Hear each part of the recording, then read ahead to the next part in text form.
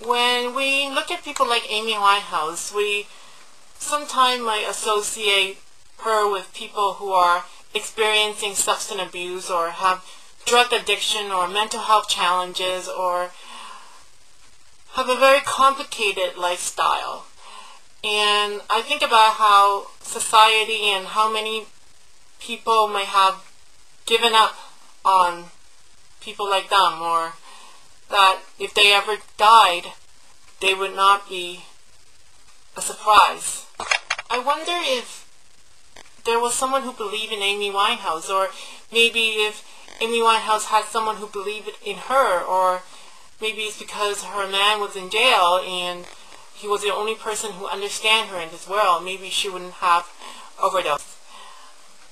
Even though she has passed away, I think there are still many people who are like Amy Winehouse out there, and they're still alive, and it's up to us to not give up on them. The good thing about Amy Winehouse is that even though she has so much problems, so much flaws, she had talent, and this is something that a lot of us cannot deny, even if we look down on her behavior. And I think she showed us that even though many people might have suffered from addiction or depression or personal demons, that doesn't mean we are no good. And some of us have our own personal battle to overcome, but we are often ridiculed or misunderstood. Or I think there are too many people out there, employers, leaders, people in power, or just ordinary people who are ignorant and like to discriminate those with mental health issues or substance abuse issues, or people get joy out of watching someone suffering. And there's a lot of fear. And we like to make assumptions about certain people because they do drugs, or they've been in jail, or they do sex work, or they have some mental health problem. We somehow think that they're less valuable, and maybe we give up on them. And too often corporations or leaders assume that if someone has a complicated background, they are worthless, or they should not be employed.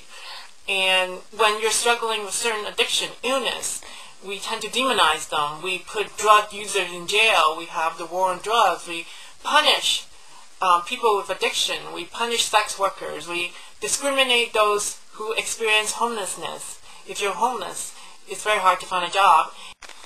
According to the Canadian Mental Health and Addiction, as high as 30% of people with depression and anxiety are unemployed, and those with severe disorder can have an unemployment rate of 70 to 90%. And apparently there are also 17 U.S. states and Canadian provinces that include mental health background check in employment record, and not to mention there's drug tests or criminal background check that allow people to discriminate indirectly. Especially when public sector workers are being laid off, and even ordinary people have a hard time finding a decent job.